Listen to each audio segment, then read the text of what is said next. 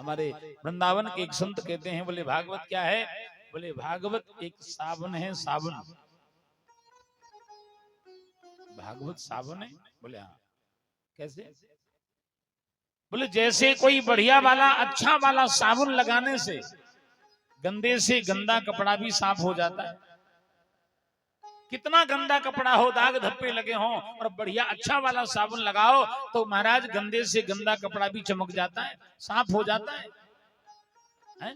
उसी प्रकार हमारे मनुष्य जीवन में हमने कितने ही पाप कर लिए हों, पाप दोष दुर्गुण विकार आदि मैल हमारे जीवन में आ जाए, लेकिन एक बार अगर जीवन में सच्चे मन से भागवत की कथा को सुन लिया और अपने किए हुए पापों का प्रायश्चित मान लिया, कर लिया, तो महाराज एक बार की भागवत कथा सुनने मात्र से आपकी जिंदगी भर के पाप भी नष्ट हो जाते हैं। थोड़ा जोर से बोलना पड़ेगा, बोलो राधे।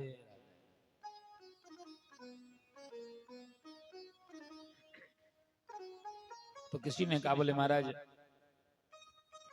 ये भागवत साबुन है? बोले हाँ। तो साबुन के ऊपर लिखा रहता है पहले इस्तेमाल करो फिर विश्वास करो, लिखा रहता है ना, पहले इस्तेमाल करो फिर विश्वास करो। तो महाराज जरा आप बताओ, ऐसा कौन सा गंदा कपड़ा है जिस गंदे कपड़े में कभी ये भागवत रूपी साबुन लगाया गया हो, जिसके लगाने से वो गंदा कपड़ा साफ हो गया? जरा बताओ वो कौन सा गंदा कपड़ा है जिस गंदे कपड़े में ये भागवत रूपी साबुन लगाया गया हो? भागवत महापुराण में लिखा है,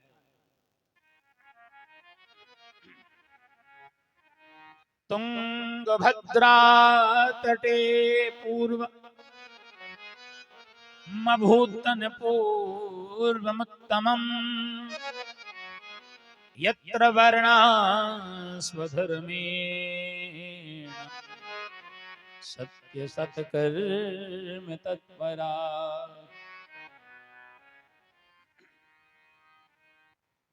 एक तुंगभद्रा नाम की नदी है। देखो यहां से भागवत का एक मुख्य प्रसंग प्रारंभ होता है, और पहला प्रसंग महात्मा का यहीं से प्रारंभ होता है। एक तुंगभद्रा नाम की नदी है, उस नदी के किनारे पर एक गांव था, उस गांव का नाम था उत्तम नगर। क्या नाम था? उत्तम नगर। उस उत्तम नाम के नगर में एक पंडित जी महाराज, एक ब्राह्मण देवता निवास करते थे। पंडित जी का नाम था आत्मदेव। क्या नाम था? आत्मदेव। और आत्मदेव का मतलब होता है जो आत्मा में परमात्मा का दर्शन करे, उसे कहते हैं आत्मदेव। आत्मदेव नाम के बड़े विद्वान ब्राह्मण, बड़े सुशील परमित भाषी, भगवान के बड़े भक्त, बड़े विद्वान पंडित। और पंडित जी के घर में कोई कमी नहीं, पत्नी है, परिवार है, जमीन है, मकान है, रुपया पैसा सोना चांदी, कोई कमी नहीं। लेकिन एक बहुत बड़ी कमी है पंडित जी के घर में, और वो क्या है? पति बिन सोनी मांग, पुत्र बिन है घर सोना, दो मुक्ति के मार्ग, दो बिन है दुख दूना।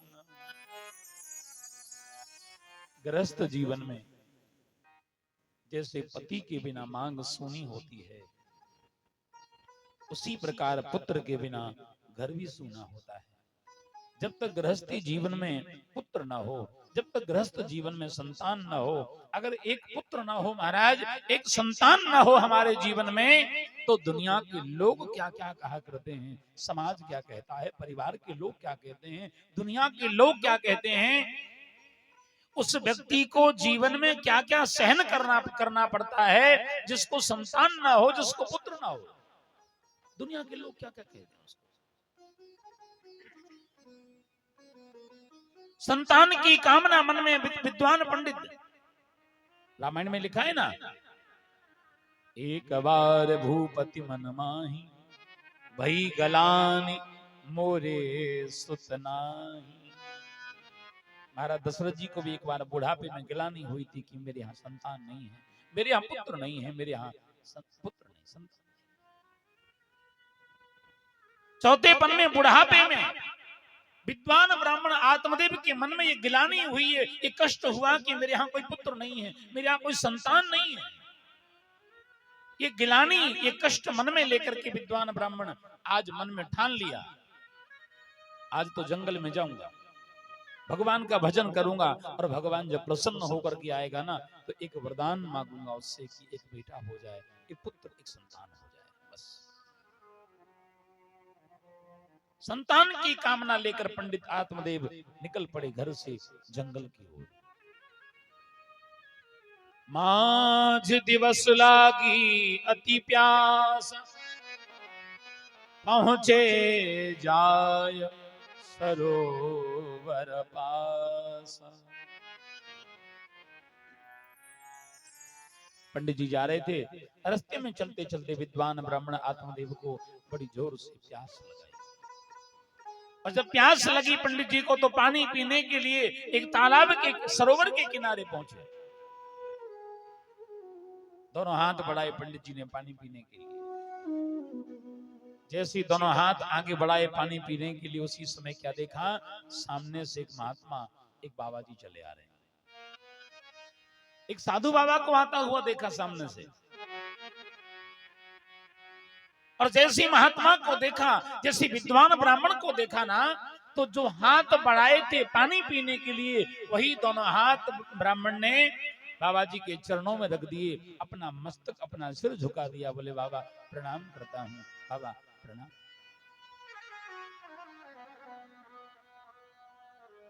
ब्राह्मण ने जैसे प्रणाम किया, प्रणाम करते ही ब्राह्मण की आंखों से आंसू बह पड़े।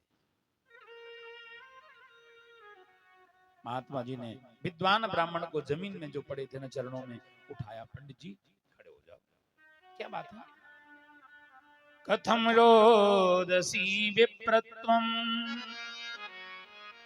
काते चिंता वलीयसी, बदत्वं सत्वरं मह्यं स्वस्य दुःखस्य कारणम। पंडित जी, आपके रोने का कारण क्या है? अरे आप रो क्यों रहे हैं?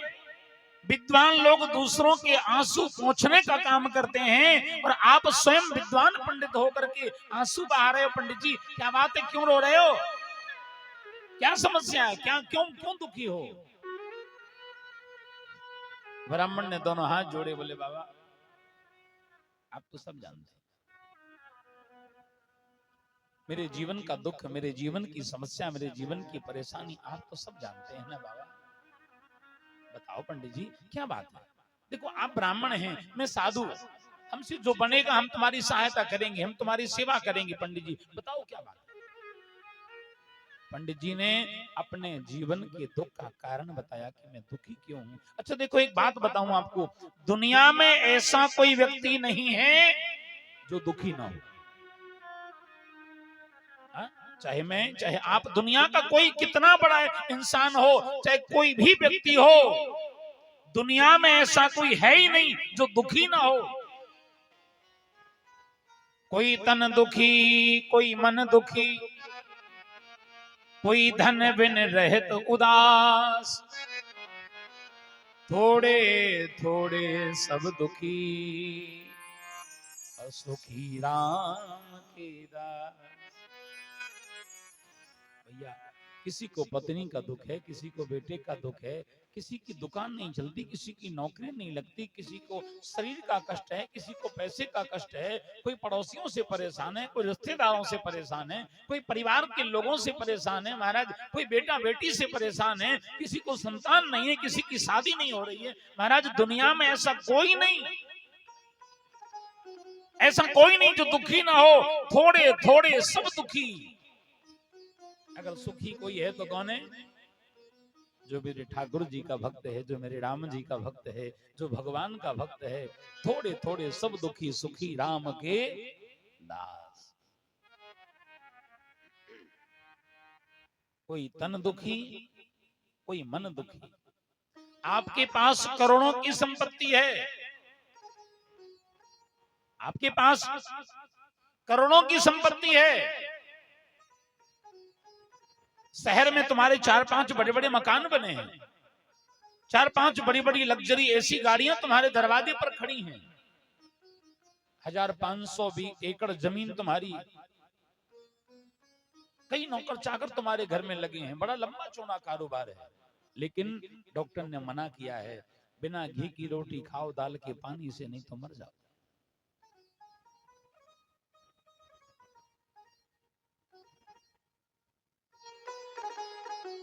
एक सच्ची बात बताऊं आपको, एक बार मैं कथा सुना के लौटा, हिमाचल प्रदेश, शंकर जी की ससुराल हिमाचल, तो मैं जाता हूं वहां, बहुत जाता हूं। तो हिमाचल प्रदेश से मैं कथा सुना के लौट रहा था। जब हिमाचल प्रदेश से लौटो तो दिल्ली में गाड़ी बदलनी पड़ती है। हम दिल्ली में उतरने वाले थे गाड़ी से, ट्रेन से। दिल्ली में हमारे एक भक्त रहते हैं, बहुत कई बार फोन करते थे, गुरुजी कभी दिल्ली आओ तो हमारे घर आना। मेरे को लगा कि ये बार बार बोलता है चलो आज दिल्ली आए हैं तो इनके यहाँ चलते हैं। मैंने फोन लगाया, मैंने कहा सेठ जी हम आए हैं दिल्ली, मिलना हो तो आ जाओ। सेठ जी अपनी गाड़ी लेके स्टेशन पहुंच गए, उनकी गाड़ी में बैठे हम लोग, और सेठ जी के घर पहुंचे तो देखा हमने, दिल्ली में उनका मकान है, 5 करोड़ का बंगला बना है, 5 करोड़ के मकान में रहता है, 75 लाख रुपए की गाड़ी उसके दरवाजे पर खड़ी है। जिस गाड़ी में वो स्वयं चलता है, 75 लाख रुपए की गाड़ी, 5 करोड़ का बंगला, बड़ा लंबा चौड़ा कारोबार। हम लोग थोड़ी देर के लिए गए थे, बस वहीं पहुंचे तो स्नान किया, नहाया और भगवान की सेवा पूजा हुई, भोजन करने को बैठे। तो भोजन करने की जब थाली सामने आई तो मैंने कहा सेठ जी आओ तुम भी बैठो बगल में, आप भी भोजन करो ना। सेठ जी थाली तो रख दिए, दूर खड़े हाथ जोड़े, बोले गुरुजी पहले आप भोजन करो, हम बाद में करेंगे। क्यों? क्योंकि आपके लिए जो भोजन बना है ना, हम वो नहीं खा सकते। मैंने कहा भैया इतना बढ़िया भोजन आपके परिवार के लोगों ने बनाया है, 2-3 प्रकार की सब्जी है, पता नहीं क्या क्या थाली में भरा है, इतना बढ़िया सुंदर भोजन बना है, साफ स्वच्छ पवित्र, आप ये नहीं खा सकते तो फिर क्या खाते हो भाई? अरे बड़े आदमी हो, कुछ स्पेशल खाते हो क्या? बोला नहीं नहीं गुरुजी ऐसी बात नहीं है, बात ये है गुरुजी 8 महीने हो गए, 8 महीने से सूखी रोटी दाल के पानी में डुबा डुबा करके खाता हूं, दूध नहीं खाता, दही नहीं खाता, घी नहीं खाता, तेल नहीं, मिर्च मसाला नहीं, सब्जी नहीं, क्या खाता हूं? दाल के पानी में डुबा डुबा करके सूखी रोटी बिना घी की, और 8 महीना हो गए। मैंने कहा क्यों भाई, अगर खाओगे तो? बोले गुरुजी डॉक्टर कहता है कि अगर खा लिया तो मर जाऊंगा, परहेज है, खाऊंगा तो मर जाऊंगा। तो मैंने मजाक में पूछा, मैंने कहा सेठ जी सूखी रोटी खाते हो दाल के पानी में, 8 महीने हो गए, सच्ची बताओ कमाते कितना हो, तुम्हारी आमदनी कितनी है? वो आदमी कहता है, बोले गुरुजी अगर एक दिन की आमदनी बताऊं, एक दिन की, तो 5 से 7 लाख रुपए एक दिन की आमदनी है। बड़ा लंबा चौड़ा कारोबार है। और अगर अच्छा सीजन का टाइम हो, बोले अच्छा अगर काम चल जाए किसी किसी दिन, तो महीने में कभी कभी एक आध दिन तो 10-10 लाख रुपए भी कमा लेते हैं एक दिन में। नहीं तो 5 से कम तो कभी होता ही नहीं है, 5, 6, 7 ये तो चलता ही रोज। इतना काम चलता है, इतना पैसा कमाता हूं महाराज। जो व्यक्ति एक दिन में लाखों रुपए कमा रहा है, जो महीने में करोड़ों रुपए बैंक में भर रहा है, वो खाता क्या है? सूखी रोटी दाल के पानी में डुबा डुबा करके खाता है। क्यों? बोले डॉक्टर ने मना किया है, अगर खाऊंगा तो मर जाऊंगा। पैसे की कमी नहीं है, लेकिन भैया अरे पहला सुख निरोगी काया। हाँ? आपका शरीर अगर स्वस्थ नहीं है तो दुनिया की कितनी बड़ी संपत्ति तुम्हारे पास में हो, दुनिया की कितनी बड़ी दौलत तुम्हारे पास में हो, उस पैसे का, उस धन का, उस संपत्ति का कोई महत्व नहीं, उसका कोई मतलब नहीं।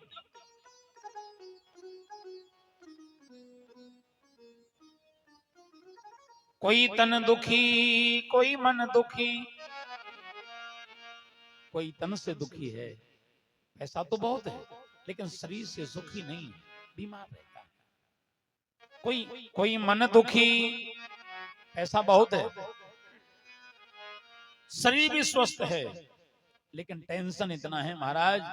कहते ना महाराज फलाना आदमी मर गया फांसी लगा के, क्यों? बोले टेंशन ज्यादा बढ़ गया इसलिए मर गया, टेंशन ज्यादा हो गया। कोई तन दुखी कोई मन दुखी, कोई धन बिन रहत उदास, और थोड़े थोड़े सब दुखी, सुखी राम के दास। अगर दुनिया में कोई सुखी है ना प्यारे, तो सुखी तो वही है जो मेरे ठाकुर जी का भक्त है, जो राम जी का भक्त है, जो गोविंद का भक्त है। बाकी तो दुनिया में महाराज थोड़े थोड़े सब दुखी, किसी को कोई चीज का दुख है, किसी को किसी का दुख है महाराज। दुनिया में ऐसा कोई व्यक्ति नहीं है जो दुखी ना हो। इतना बड़ा विद्वान पंडित आज साधु बाबा के सामने हाथ जोड़ के रो रहा है, बाबा बहुत दुखी हूं, क्यों? बेटा नहीं है, संतान नहीं है, पुत्र नहीं। साधु बाबा ने समझाया, बोले पंडित जी काहे को चक्कर में पड़े हो, बुढ़ापा आ गया है, चौथापन है, काहे को चक्कर में पड़े हो? और तुम्हें लगता है कि बेटा होगा तो सुख मिलेगा, पत्नी होगी तो सुख मिलेगा, परिवार होगा तो सुख मिलेगा, लेकिन दुनिया की सच्चाई यही है, दुनिया की हकीकत यही है कि महाराज ना तो पत्नी से सुख मिलेगा, ना परिवार से सुख मिलेगा, ना पैसे से सुख मिलेगा, ना सोने चांदी से सुख मिलेगा, ना दुनिया के लोगों से सुख मिलेगा, ना नाम सम्मान से सुख मिलेगा। सुख मिलेगा तो कहां? सो सुख धाम राम वस नामा, अखिल लोक दायक विश्रामा। सो सुख धाम राम वस नामा, अखिल लोक दायक विश्रामा।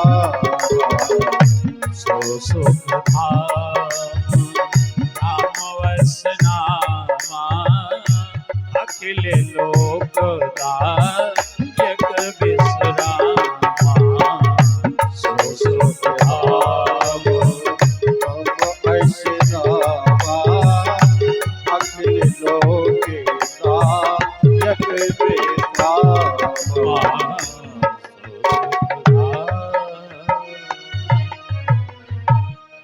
जो सुख का धाम है वो कौन है? बोले राम।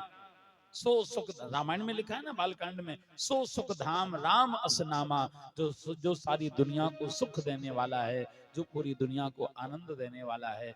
ऐसे राम के नाम का भजन करोगे, कीर्तन करोगे, राम के नाम, राम जी की कथा को सुनोगे, तो ये सुख मिलेगा नहीं तो महाराज ये दुनिया का तो नाम ही दुखालय है। यहाँ सुख किसी को मिला? यहाँ तो भगवान भी आया ना, यहाँ तो परमात्मा भी आया है दुनिया में, तो भगवान को भी तो दुख देखना पड़ा ना, भगवान को भी दुख उठाना पड़ा, भगवान को भी दुखों का सामना करना पड़ा, भगवान को भी मुसीबतों का सामना करना पड़ा।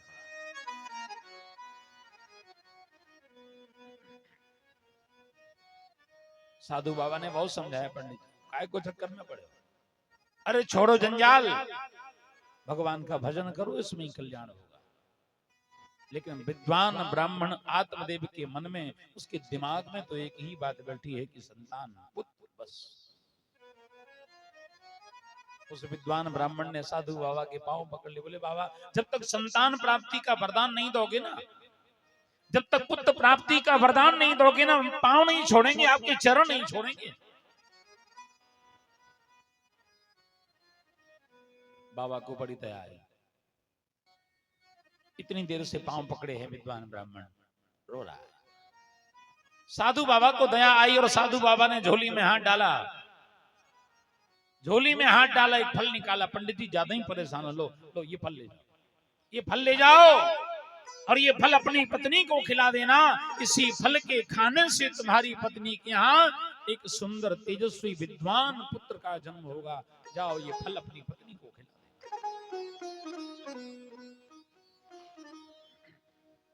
विद्वान ब्राह्मण वो फल हाथ में लेकर के बड़ी प्रसन्नता में नाचता हुआ, बड़ा प्रसन्न, बड़े आनंद नाचते हुए विद्वान ब्राह्मण चल पड़ा और घर जाकर के अपनी पत्नी को फल दिया, कहा देवी लो ये फल खाओ,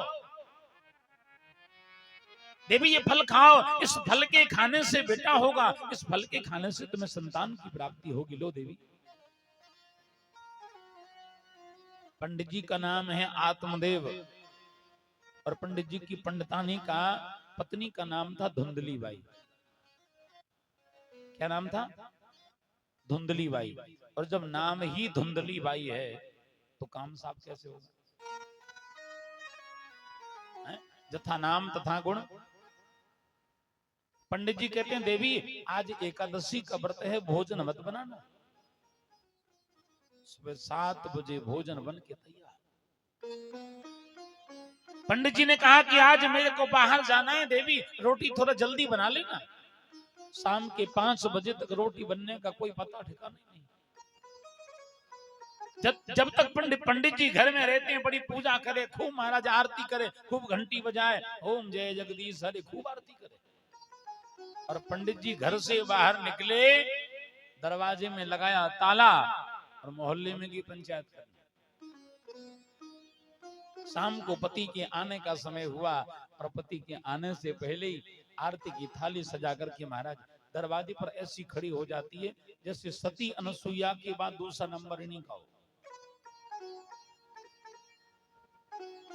ऐसा दिखावा करती है। लेकिन रामायण में लिखा है स्त्रियों के लिए एक ही नियम, एक ही धर्म। माताएं अगर एक हफ्ते में 7 दिन में 5 दिन की भी व्रत करें तब भी कोई महत्व नहीं। माताएं अगर एक दिन में 24 घंटे में 3-3 बार नहा करके मंदिर जाएं, पूजा करें, परिक्रमा लगाएं, भजन करें तब भी कोई महत्व नहीं। क्यों? क्योंकि माताओं के लिए सबसे बड़ा नियम और सबसे बड़ा धर्म एक ही धर्म एक व्रत ने मां, एक ही धर्म एक व्रत ने मां, एक ही धर्म एक व्रत ने मां, एक ही धर्म एक व्रत ने मां, काय बचन मम पति पद प्रेमा, काय बचन मम पति पद प्रेमा, काय बचन मम पति पद प्रेमा, काय बचन मम पति पद प्रेमा, एक ही धर्म एक व्रत ने मां, एक ही धर्म एक व्रत ने मां, काय बचन मम पति पद प्रेमा, काय बचन मम पति पद प्रेम। माताओं के लिए एक ही नियम, एक ही धर्म, और वो क्या है? बोले सबसे पहले अपने पति की सेवा का ध्यान रखना। मेरे कहने का मतलब ये नहीं कि माताओं को पूजा नहीं करना, व्रत नहीं, पूजा नहीं, ये सब ऐसी बात नहीं है। आप पूजा भी करो, व्रत करो, मंदिर जाओ, हवन जब तक करो, लेकिन पहला नियम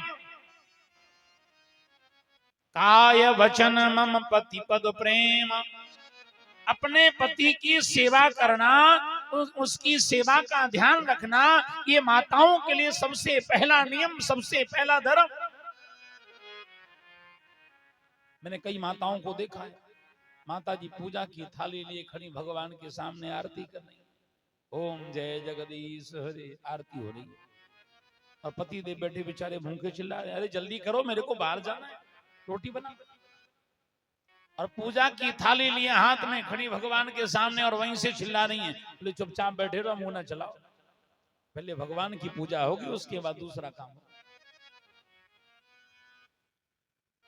तो माई ऐसी पूजा करने से कोई फायदा नहीं, ऐसी पूजा करने से कोई लाभ नहीं है। पहला नियम पति की सेवा, उसके बाद दूसरा नियम धर्म व्रत पूजा करो, लेकिन पहला नियम अपने पति की सेवा का ध्यान रखो। कुछ भाई लोग बैठे बैठे बड़े खुश हो रहे हैं, सोच रहे हैं अब तो सेवा होगी, महाराज जी कह रहे हैं।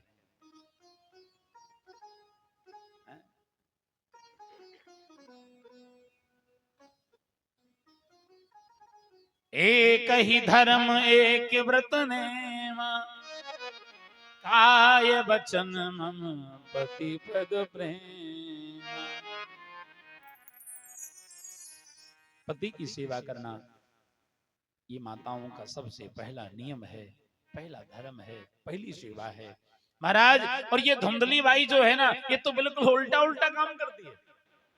ये बिल्कुल उल्टा, जैसा पतिदेव कहते बिल्कुल उल्टा काम करती है।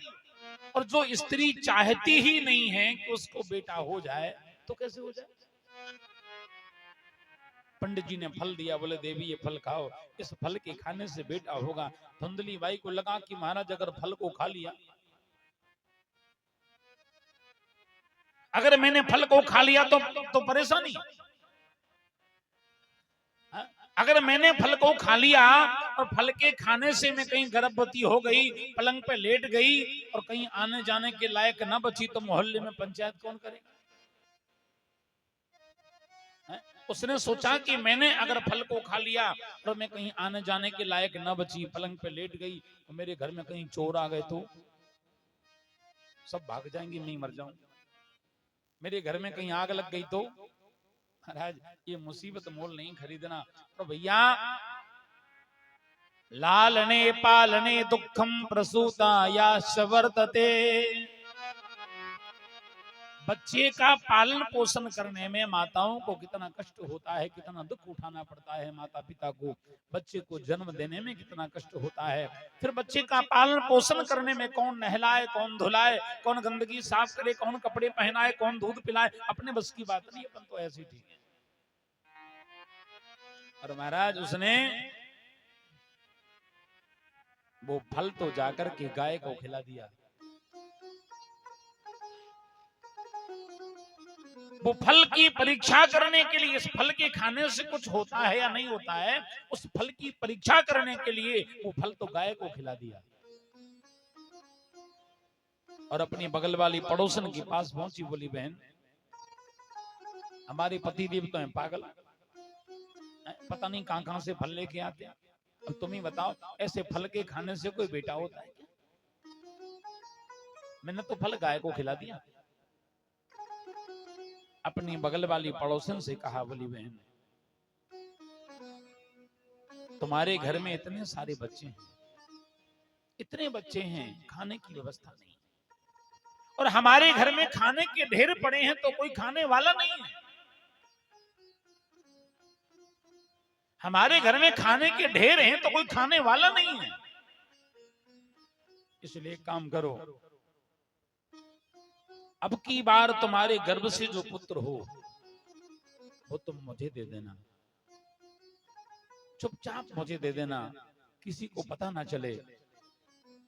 तुम्हें धन की आवश्यकता है और हमें संतान की आवश्यकता है, हम तुम्हें पैसा दे देंगे, तुम हमें संतान पुत्र दे देना, बाकी में आगे मैं सब संभाल लूंगी, और ये हम दो के अलावा किसी तीसरे को पता ना चले।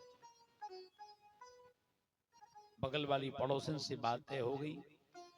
समय आया और जब बगल वाली पड़ोसन के बेटा हुआ, बगल वाली पड़ोसन ने कुछ पैसों के बदले में अपना बेटा, अपना पुत्र पंडितानी को दे दिया।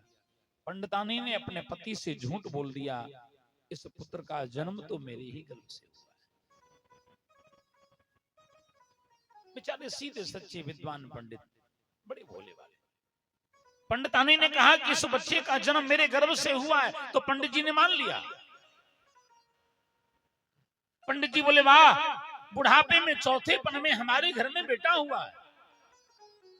ढोल बजवाए, नगाड़े बजवाए, मिठाई बटवाई, बोले देवी हमारा नाम है आत्मदेव, अपने बच्चे का नाम रखेंगे परमात्मा देव। पंडितानी बोली वाह, बच्चे को जन्म मैंने दिया है और नाम तुम रखोगे। जन्म मैंने दिया, नाम मैं ही रखूंगी। मेरा नाम है आत्मदेव, मेरा नाम है धुंधली बाई, तो मेरे बच्चे का नाम होना चाहिए धुंधकारी। क्या नाम रखा?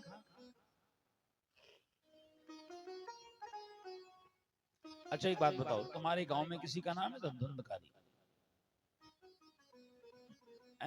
नहीं होता है, किसी का नाम नहीं होता।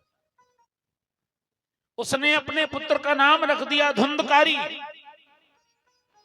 और भागवत महापुराण में लिखा है कि यत्व काले न तौ जात तरुणी तनया विभो गौकर्ण पंडितो ज्ञानी धुंधकारी महाखला। गौकर्ण पंडितो ज्ञानी धुंधकारी महाखला। महाराज, जो फल गाय को खिलाया था ना, संत का दिया प्रसाद है, गलत तो होगा नहीं।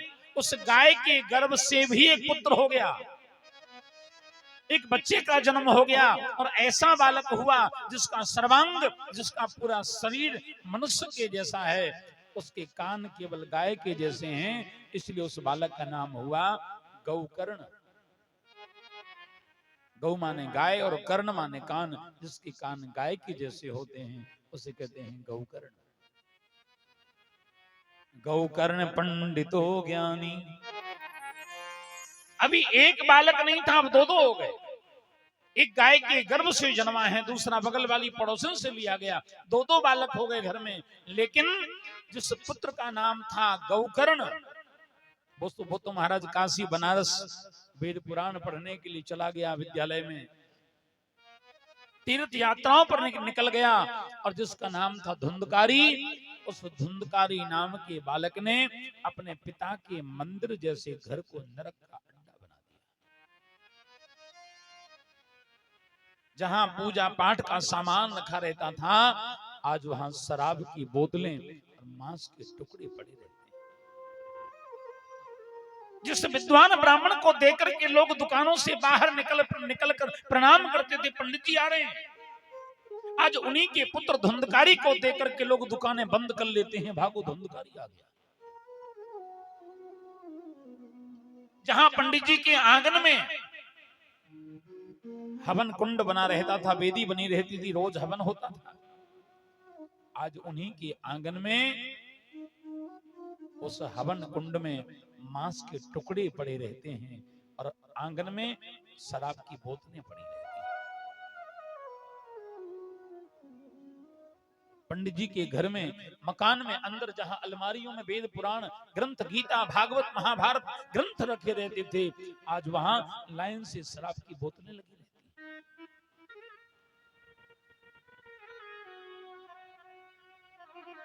विद्वान पंडित एकांत में बैठकर के कमरे में आज रो रहा है, हे भगवान, ऐसा पुत्र मुझे क्यों दिया, ऐसी संतान मुझे क्यों दी। तेन वेश्या कुसंगेन पित्रम वित्तम तु नास्तम। पिता के जीवन भर की कमाई को जुआ खेलने में, शराब पीने में, वेश्याओं की संगति में, सारे बुरे कामों में सब धन को बर्बाद कर दिया। पूरा बनाई हुई इज्जत को, कमाए हुए पैसे को, सब कुछ बर्बाद कर दिया उसने। एक बात बताऊं आपको, पूत कपूत तो का धन संचय, और पूत सपूत तो का धन संचय।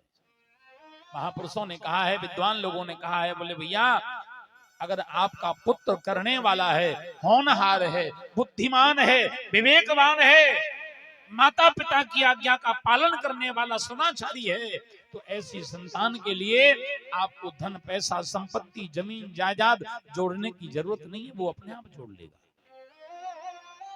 और आपका बेटा अगर मिटाने वाला है, जुआ खेलने वाला, शराब पीने वाला है, वेश्याओं की संगति करने वाला, दुराचारी, महाराज कुमारगामी बालक है, तो ऐसी संतान के लिए भी जोड़ने की जरूरत नहीं है। क्यों? तुम जितना भी जोड़ के रखोगे 2 दिन में सब मिटा देगा।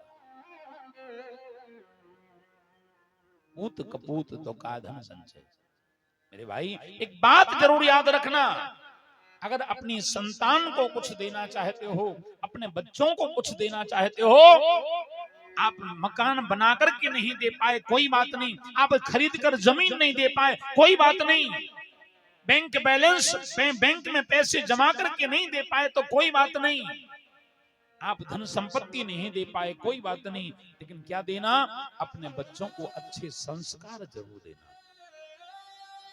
अगर आपने संस्कार दे दिए तो दुनिया भर की संपत्ति आपने दे दी, और आपने अगर संस्कार नहीं दिए तो दुनिया की कितनी संपत्ति आपने दे दी और संस्कार नहीं दिए तो वो संपत्ति, वो पैसा, वो धन किसी काम का नहीं, किसी काम का।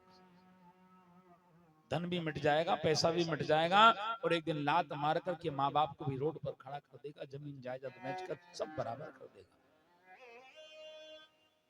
और अच्छे संस्कार अगर आपने दे दिए तो घर में कुछ भी नहीं होगा ना, तो वो होनहार होगा, बुद्धिमान होगा तो कमाकर मकान भी बना लेगा, जमीन भी खरीद लेगा, धन पैसा भी जोड़ लेगा, और अपने माता पिता की बुढ़ापे में सेवा भी करेगा, अगर संस्कार अच्छे होंगे तो। इसलिए प्रार्थना करना चाहता हूं आप लोगों से, अपने संतान को कुछ दे पाओ न दे पाओ, लेकिन अच्छे संस्कार जरूर देना। अगर संस्कार नहीं दिए तो आपने कुछ नहीं दिया।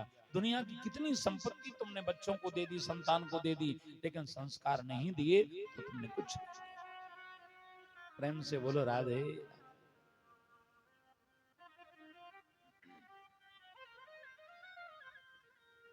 विद्वान पंडित एकांत कमरे में बैठे बैठे रो रहा है, लेकिन अब पछताए होत का जब चिड़िया चुग गई खेत।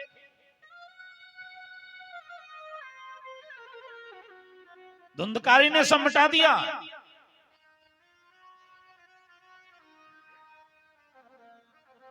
गौकर्ण नाम का बालक आज तीर्थ यात्राओं से लौट करके आया और अपने पिता को रोता हुआ देख करके अपने पिता को समझा रहा है, पिताजी काय को चक्कर में पड़े हो? जिस बच्चे के मोह में, जिस पत्नी के मोह में, जिस परिवार के मोह में, जिन समाज के परिवार के लोगों के मोह में तुम अंधे हो रहे हो ना, जीवन में यही संतान, यही परिवार इंसान के जीवन में दुखदाई बन जाता है। किसी ने बड़ा सुंदर लिखा है, 4 दिनों की प्रीत जगत में। शब्दों पर ध्यान दीजिएगा, बड़े प्यारे शब्द लिखे हैं। 4 दिनों की प्रीत जगत में, 4 दिनों के नाते हैं, आंखों के पर्दे पड़ते ही सब नाते मिट जाते हैं, आंखों के पर्दे पड़ते ही सब नाते मिट जाते हैं। 4 दिनों की प्रीत जगत में, 4 दिनों के नाते हैं।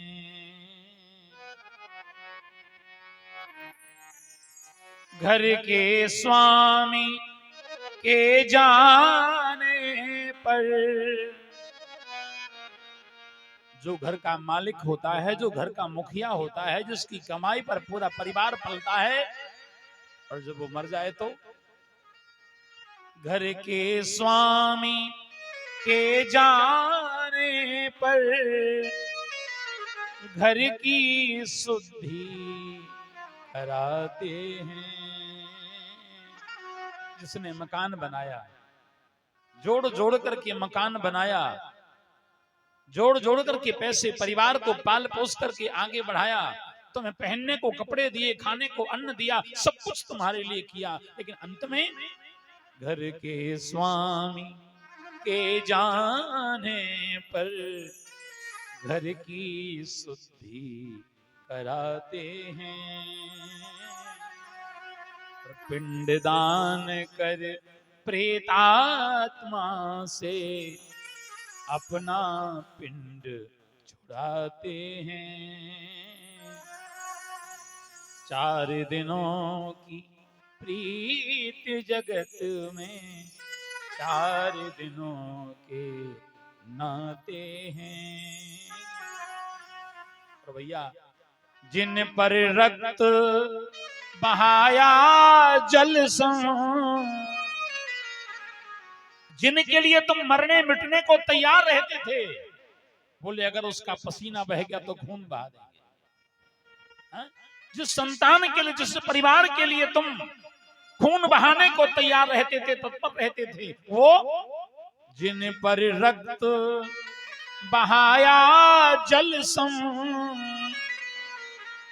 अग्नि में वही जलाते हैं। ये दुनिया की सच्चाई है। 4 दिनों की प्रीत जगत में 4 दिनों के नाते हैं। उस पुत्र ने अपने पिता को ऐसा समझाया। पिताजी को लगा कि वास्तव में दुनिया संसार के लोगों के चक्कर में भ्रम में पड़े। छोड़ दिया उसी समय पत्नी, परिवार, बेटा बेटी सब त्याग दिया, और सबको छोड़कर के पंडित आत्मदेव जी महाराज निकल पड़े जंगल की ओर। अपना आत्म कल्याण करने के लिए, अपनी मुक्ति का साधन ढूंढने को निकल पड़े पंडित जी घर से बाहर जंगल निकल गए। अब घर में अकेला धुंधकारी और धुंधली बाई, दोनों माता और पुत्र दोनों घर में बचे हैं। गौकर्ण भी चला गया, आत्मदेव नाम के पंडित जी भी घर छोड़ के चले गए। अब जब महाराज अकेला धुंधकारी बचा, तो धुंधकारी ने अपनी माँ को मारा, माँ से पैसे मांगे जुआ खेलने के लिए, शराब पीने के लिए। जब तक माँ के पास पैसे थे सो दिए, अब नहीं तो कहां से लावे,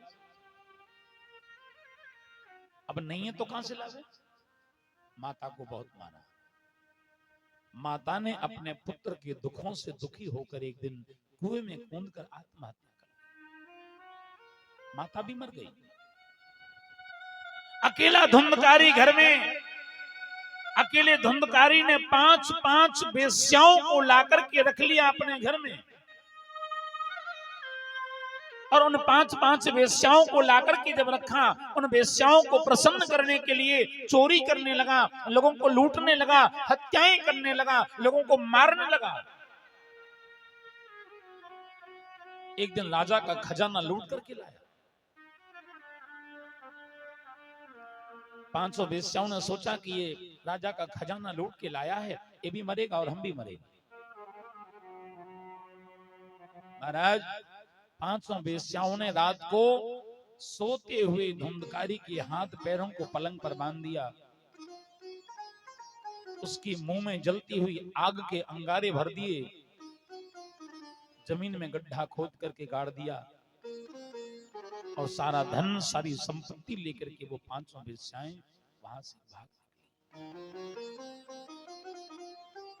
लेकिन याद रखने वाली बात है, उनकी यों ही दुर्गति होगी जिनको प्यारी वेश्या होगी, जो सगे बाप की सगी नहीं, वह किसी और की क्या होगी। महाराज 500 वेश्याओं ने मिलकर के मार दिया, सारा धन लेकर के भाग गई, और अकाल मौत मरने के कारण वो प्रेत योनि को प्राप्त हो गया, वो तो प्रेत बन गया। उसी मकान में चारों तरफ घूमता रहता, प्रेत बनकर के उसी मकान में चारों तरफ घूमता रहता।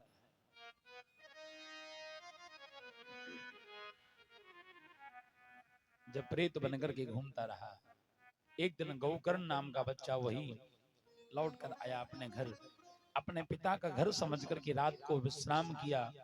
कोई बचा नहीं, अब तो सब खत्म हो गया।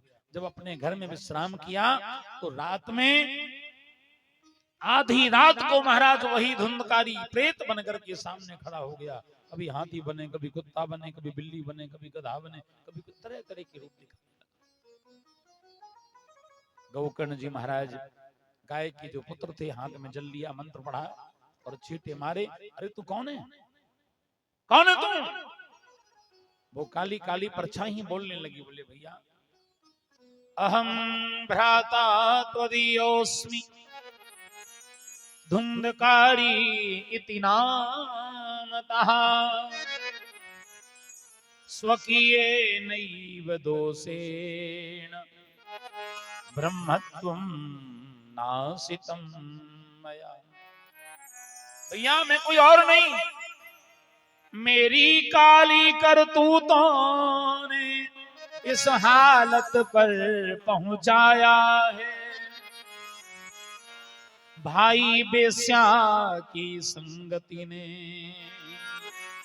भाई को भूत बनाया है।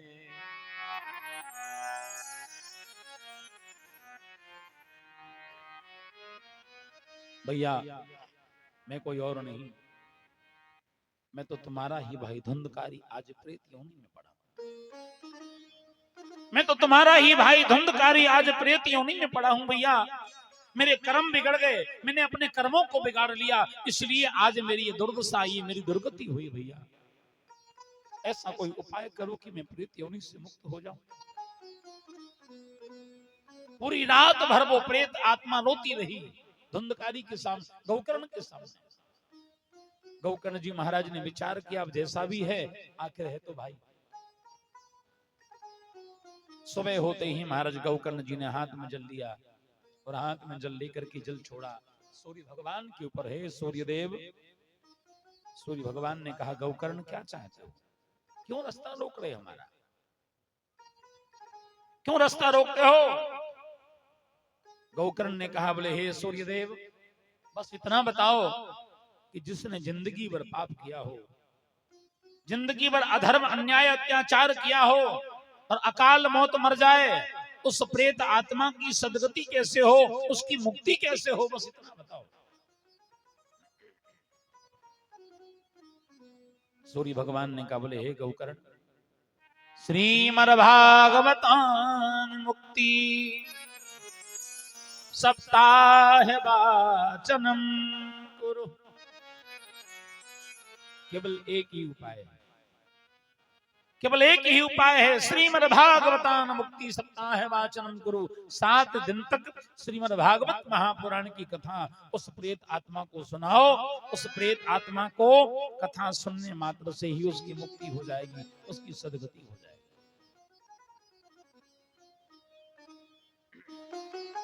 महाराज 7 दिन तक उस प्रेत आत्मा को कथा सुनाई गई।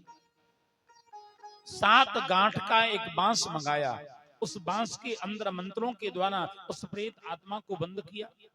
7 दिन कथा सुनाई। पहले दिन की कथा पूरी हुई, उस बांस की पहली गांठ अपने आप फट गई। दूसरे दिन की कथा पूरी हुई, बांस की दूसरी गांठ अपने आप फट गई। और जैसे 7 दिन की कथा पूरी हुई महाराज, 7 गांठें अपने आप फट गईं और उस बांस के अंदर से वही प्रेत आत्मा सुंदर दिव्य रूप लेकर के प्रकट हो गई। बोलो भागवत महापुराण की जय। महाराज, और वो बांस के अंदर से वही प्रेत आत्मा सुंदर रूप लेकर के प्रकट हुई और आकाश मंडल से भगवान के 2 दूत विमान लेकर के आए। उस प्रेत आत्मा को विमान में बिठा करके सीधा भगवत धाम को, भगवान के धाम को लेकर के चले गए। भागवत महापुराण की कथा में वो शक्ति है, वो सामर्थ्य है कि जीवित तो क्या, मरने के बाद भी अगर भागवत की कथा को सुन लिया जाए तो भी महाराज उस जीवात्मा की, उस मनुष्य का कल्याण, उसकी मुक्ति हो सकती है। इसीलिए कहते हैं भैया ये भागवत की कथा ऐसी है कि जहां तक भागवत के शब्द सुनाई पड़ते हैं वहां तक की प्रेत आत्माएं भी या तो भाग जाती हैं, और अगर कथा को सुन लेती है ना तो प्रेत आत्माओं की भी मुक्ति हो जाती है, उनकी भी सदगति हो जाती है। प्रेम से बोलो राधे राधे। और जब मरने के बाद प्रेत आत्मा की मुक्ति हो जाती है भागवत के सुनने से, तो हम लोग तो जीवित कानों से कथा सुन रहे हैं। कल्याण होगा कि नहीं होगा? होगा ना। लेकिन कल्याण उसी का होता है जो सच्चा श्रोता बनकर के कथा को सुने।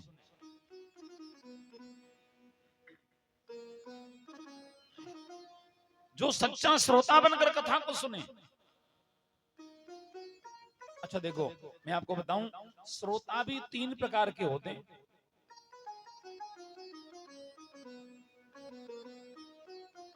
मैं आपको बता रहा हूं, अब आप लोग फिर डिसाइड कर लेना कि आप लोग कौन से नंबर वाले हो। ठीक है ना। पहले नंबर के होते हैं श्रोता। श्रोता का मतलब है जो कथा को सुने और सुनकर के अपने जीवन में उतारे, उसे कहते हैं श्रोता। और दूसरे नंबर के होते हैं सरोता। जानते हो सरोता? लोहे का होता है ना, सुपारी काटने वाला, जानते हो? कटर कटर कटर करता रहता है। ऐसे कुछ लोग कथा पंडाल में भी होते हैं।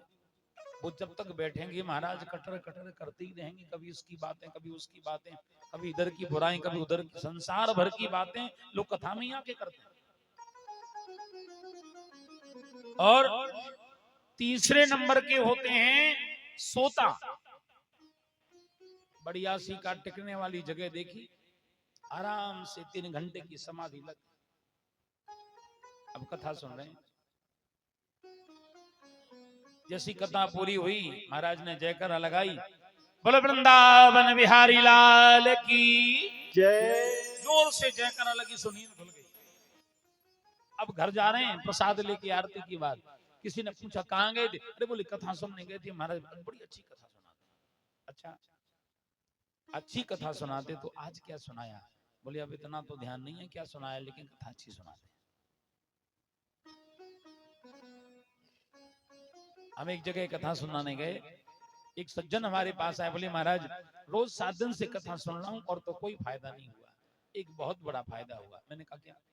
बोला गुरुजी रोज नींद की गोली खाता हूं तब भी नींद नहीं आती है, जब से कथा में आया हूं ना तो 3 घंटे तो बड़ी मीठी नींद आती है। मैंने कहा चल कुछ तो फायदा हुआ।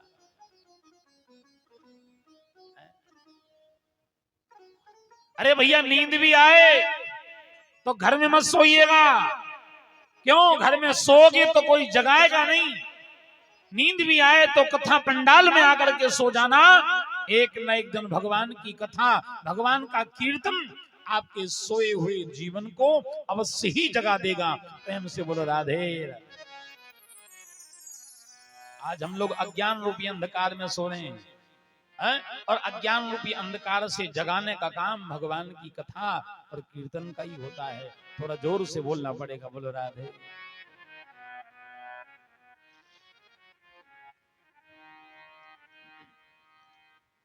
बस बस ठीक।